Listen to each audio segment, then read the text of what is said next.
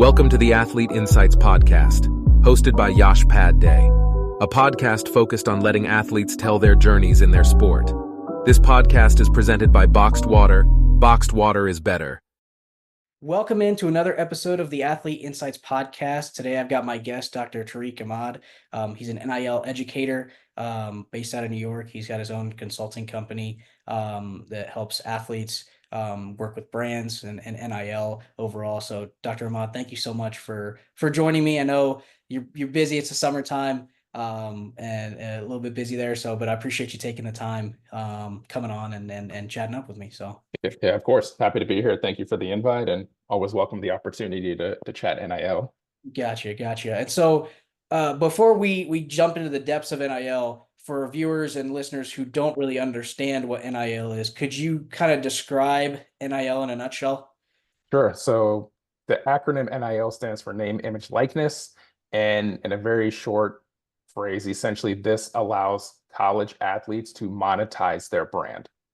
Essentially, so now they can make money off of their essentially name, image, and likeness. Prior to July 1st, 2021, they were not able to do this, but as of July 1, 2021, which will be almost 3 years now, they can now make money off of sponsorship and partnership opportunities. Got you. And can you talk about, obviously NIL is evolving as time goes on. It feels like every week I'm hearing about new NIL news, something new regulations, new instances and new different aspects to NIL. Can you talk about the evolution from July 1st, 2021 to now we're in basically almost July 2024, 3 years in? Could you talk about kind of the evolution? And I know, like I said, it's continuing to change, continuing to develop, but talk about the evolution over the 3 years and kind of how NIL has changed and developed. Yeah, absolutely. I think, I feel like first, it was essentially athletes just getting brand deals, right? It was just, hey, I'm partnering with Raising Cane's, or I'm partnering with Chipotle, or I'm partnering with whoever it is, right? And I felt like at first that NIL was very transactional. It was just like an athlete gets a partnership, they get money, they get product, have a great life, and that's it. But now, as you mentioned with the evolution, you're really starting to see it become a full ecosystem, right? Like a few months afterwards, like collectives became a thing. So for the audience that's not familiar with collectives, this is a third party, not officially affiliated with the university, that works with student athletes at a specific university.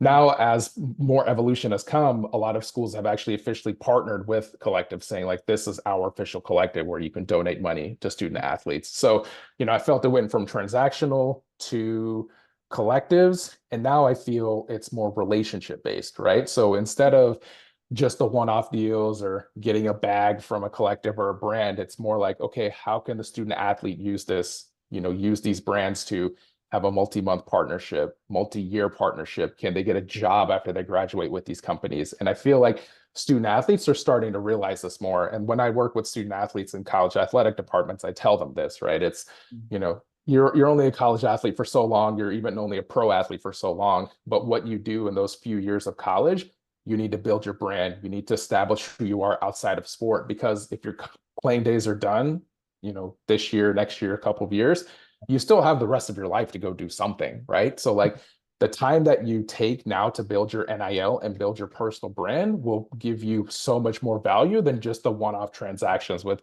t-shirt companies and things like that. So I really feel that's how it's evolved. It went from transactional, it went to collectives, and now it's more relationship based. And now obviously, it changes, like you said, all the time. So now we're starting to see, revenue sharing coming in and all these other things. But it's an interesting space to be in.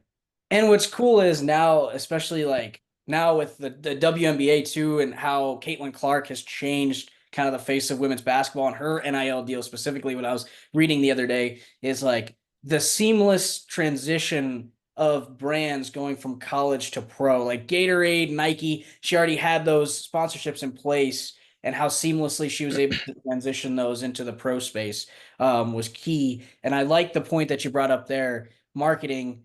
Just in life in general, marketing yourself and the ability to market yourself and build your brand is important. But like you said, for those athletes, especially for those playing days, those limited playing days, excuse me, you really got to build that brand. I really like how you said that, like really have to focus on building that out while you're playing, so that after you're done, it kind of transitions into your post sport life. Exactly, exactly. And like, I mean, even if you take a very successful athlete, right? Say you graduate college, you're 22 years old, right? Mhm. Say you take a successful athlete, whatever sport it is, and they have a really long playing career, Mhm. they're pretty much done being an athlete by the time they're 40, right? So you still have like 20 plus years to go do something else, right? Too. So it's like, so the amount of time that you take to build your brand, save some money, like establish who you are. Whenever Mhm. you retire from sport, you can go be an announcer, have your own business, go Yeah. coach future college athletes, things like that. And you made Mhm. a really good point about certain brands, right? Like would take Caitlin Clark. And so I write an NIL newsletter and I Mhm. mentioned that in there. Caitlin Clark did a very good job of future proofing her NIL deals because she knew she was going to the NBA. She knew she was going to be a big star. So to me, it was like, hey, it's cool to have like the local smoothie shop give you an NIL deal or the local taco place, but she was Yeah. smart, right? She did State Farm, she did Gatorade, she did Gainbridge Financial, she did, Yeah. all these big companies because they knew like we can partner you with you in college, but we can also partner with you in the WNBA. So it was a very smooth transition. So Well, and I, Gainbridge specifically that you mentioned, it's actually already has a naming rights deal with the Indiana yeah, Fever or the Pacers. exactly, So that all, like exactly. you say, it kind of all comes together and culminates into something very beautiful Exactly. in that regard. Exactly. Exactly. Exactly. Yeah. Now, Caitlin Clark is very much like a one of one. So it's not Yeah, like every athlete can do that. But for yeah, the athletes that have that opportunity, definitely future proof your NIL portfolio as much as possible. for sure, for sure. And I'm a big proponent that NIL is here to stay. It's here. It's going to grow. It's going to continue to grow. But how have you seen over the past 3 years? And we talked a little bit about the evolution of NIL regulations and kind of how that's gone. But how have you seen like the impact over the last 3 years of NIL on the like or what some people call the traditional mold of college sport versus now the NIL mold is what people are calling it, what I've seen. How have you seen that change and transition? I think it's been good overall. You will hear the stories of, athletes saying like, oh, this collective offered me $500,000. Yeah. Then they go to another school. Can you give me $600,000 per year? So you have those bag chasers essentially, which is not good for the sport. But I say overall, NIL has been a huge positive because again, you have, student athletes building their brand. You Mhm. have student athletes building relationships with companies, again, that they may not only do deals one time, but again, are they doing something for a semester or a year or Yeah. an internship or product testing or something or equity in a company that can benefit them long term, I Mhm. think is the real value. So I think we're starting to see more of that. And I feel that still overall NIL is overall a positive, right? Because you will have haters who will say, like, oh, money is ruining college sports, blah, blah, Yeah. blah. Like, I don't think people realize that not every athlete is making six figures, right? Like, the average NIL deal is only like a couple $100, right? So it's like, but the fact that the athletes can now do this, like, I don't know about you, but whenever I was in college, like if I had an extra $100 in my pocket every month, oh man, I'd be rich, right? Yeah. So like, I don't feel like student athletes should be stopped from doing this, right? So No, it's just no. like, Yeah. again, they're not breaking the bank.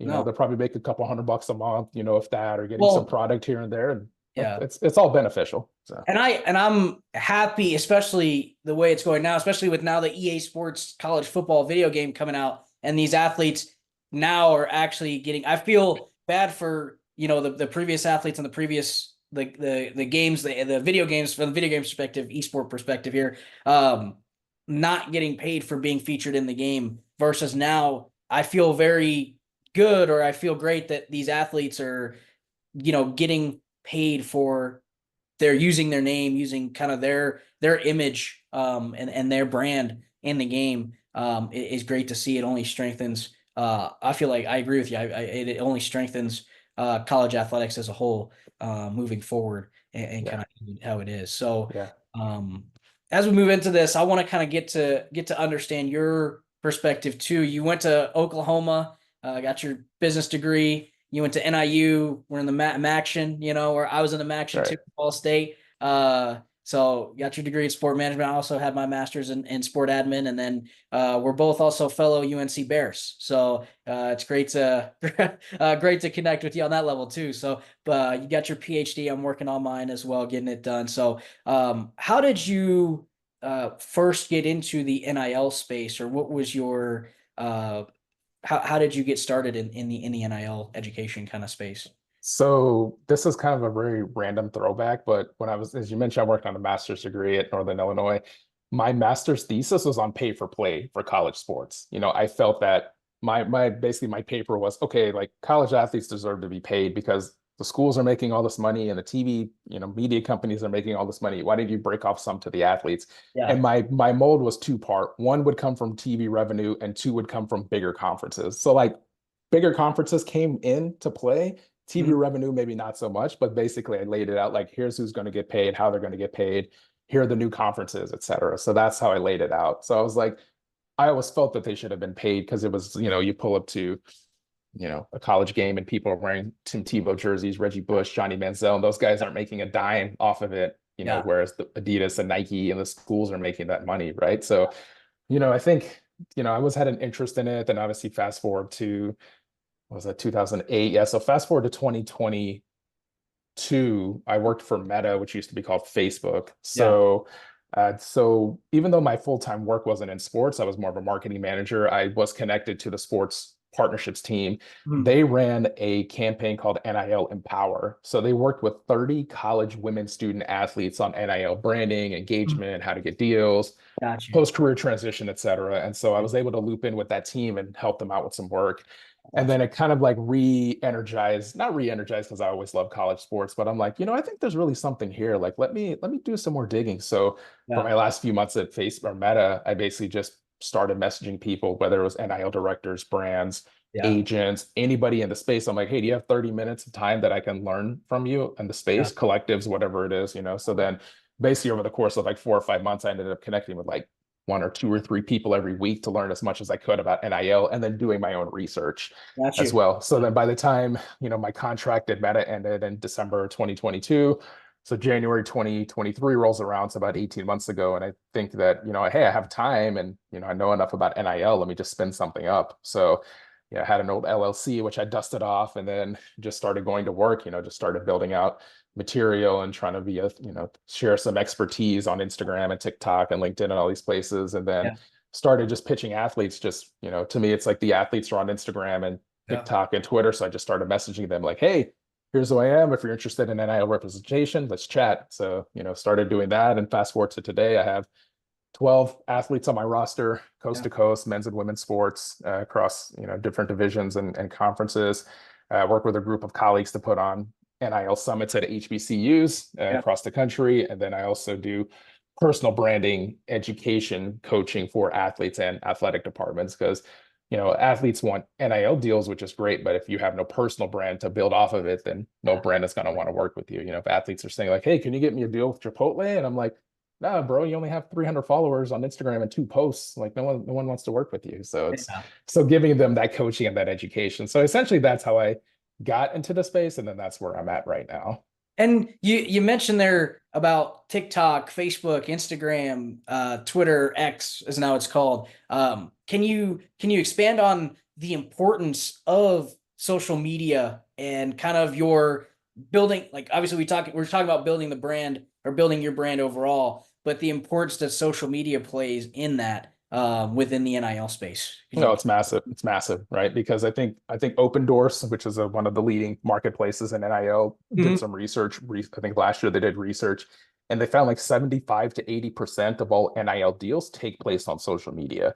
And then Gotcha. even more specifically, Instagram and TikTok are usually the top two platforms. So the Mhm. importance of that is from an athlete perspective, you want to make sure that you have, proper channels, proper content, make Yeah. sure all your, information is clean, make sure you have a good mix of athletic content and academic content. Yeah. So when you go pitch brands, or if I go and pitch brands on the behalf of the athlete, the Mhm. first thing I do is I say like, here's the athlete, here's their Instagram handle. That's exactly what they want to see because again, brands Yep. are wanting their content to go to Instagram, and then they want the athletes to have a good Instagram presence as well. Yeah. TikTok, obviously, a little bit, as well. Twitter/X a little bit. Snapchat don't really get a lot, but to me, Mhm. again, like 75 to 80% of all NIL deals are done on social, and then of that percentage, the vast majority of those go on Instagram. So, I think just for the athlete's perspective, having good profiles, again, if you need coaching, like someone like myself can come help you with personal branding, making sure you have good content up there is so valuable. So, for athletes that are listening to this, make sure you have good social media channels, you have a good social media presence, and you have enough content on there in order, a good mix of like academic or athletic and lifestyle content to showcase who you really are. So brands can come to your page and think, okay, I want to partner with this athlete because I get a sense of who they are. So yeah, very important for athletes to have a proper social presence. For sure, for sure. And speaking of, I mentioned to you, I coach football and talking high school football and talking to some high school athletes, and obviously there's now a shift in potentially offering NIL. There's certain states, I believe, that potentially offer NIL for high school athletes as well, along with the collegiate space. But what do you see, especially with young with these athletes being so young, 18, 19, 20, 21, 22? What's the biggest kind of pitfall or mistakes have you seen with the athletes make when it comes to NIL? How can athletes avoid that, or future student athletes kind of avoid those pitfalls and those mistakes that are being made? The biggest one that I see is everyone wants to chase a bag, right? They think that, hey, this guy, my teammate got a car off an NIL deal. How come I can't get a car? Or this other guy that I know Yeah. got $200,000 from a collective. How come I can't get that? Yeah. Things like that. So I think that student athletes, especially at the high school level, should not focus on that at all. It should just be building your personal brand first, right? It should be like, okay, again, to the last question, like what kind of presence do I have? What kind of content am I putting out? How serious do I take my content? Like how invested am I in actually like building my brand? Yeah. And then when you get to college, the deals will come. You are right. I think it's like 2/3 of states allow NIL to be monetized at the high school level, Yep. but even that percentage is so small, right? Because I think Georgia recently legalized NIL at the high school level, and some research was done, I think, a couple months ago, and it was something like 0.0001% of all eligible Georgia high school athletes had any NIL deal, right? Yeah. So it's just like, especially at the younger ages, even the high school 14, 15, 16, like put NIL to the side for now and really build and focus on your personal brand. And then when you get to college, you can then present yourself to brands and say like, hey, I have 150 pieces of content on Instagram. I built this following. I have this engagement percentage. I have this many views on Reels, whatever it is. Do that. But like, you have to lay the foundation first. And like, I always try to tie it back into a sports example, right? Because it's like you can't start on your basketball team without going to practice every day, without putting in work, without doing all the small things, right? So like, you can't just show up and be like, I'm a starter, right? It's just the same thing with NIL, right? It's like you all want brand deals, which is great, but you have to do the practice and lay the foundation and do the legwork before you can even get there. So again, personal branding, really focus on that and put NIL to the side for now, because you have a strong personal brand. You're going to get good NIL deals off of that. And that's great advice. Like, at the high school level, like you said, just focus on that, on yourself, and kind of building that yourself out. And so the brands will come and it'll be seamless at the college level, for sure. Because I mean, I've felt that too, talking with some student athletes, stuff like that. The chasing the bag narrative is very well present, very well there. Like you mentioned, in that regard of people just wanting to get cars or get, like high-end luxury clothing dealers, stuff like that, and stuff like that. So, but with that said, but I want to kind of transition now to the future, where you see the future of NIL really going. And so what kind of trends, at least from today's perspective, what kind of trends, changes do you see kind of on the horizon for NIL, and how can student athletes prepare themselves for the new changes, the new regulations as they roll out in the future for NIL? Yeah, I think a couple of things here. One is, I think earlier this year, the NCAA passed a rule saying that schools can facilitate NIL deals on behalf of athletes. The schools cannot pay the athletes for these NIL deals, but they can facilitate deals. So that will be a huge shift in the way that NIL is done, because a lot of athletes don't know where to start with NIL, or if they have agents, someone like myself can go out and pitch on their behalf. But a lot of them, when I talk to athletes, their first question is, how do I get started? Right. So it's just like, how do I start with NIL? So now that schools are able to facilitate deals, I think that athletes are now going to go lean in more to their school's NIL department or compliance department for these deals, because they know that, hey, my school has my best interest in mind. I mean, it's all approved deals. Like it goes through the school branding and compliance and everything. So they know that it's a safer route to Mhm. do that. So I think a lot of athletes are going to go through schools for NIL deals. However, there is still real value in outside people like agents such as myself or outside brands that can offer you bigger deals, better deals, different deals is what Yeah. it is, right? Because the school can only offer you so much, right? Because it's something like also it's like, you go to UNC in Yeah. Northern Colorado, it's probably what 350 student athletes, right? Mhm. Yeah. Like the school's Right. not getting all 350 student athletes 10 NIL deals every Yeah. year, right? So like Versus if they're with you, they're able to connect one-on-one and get bigger and better. exactly. That's the hope, right? So obviously I don't get,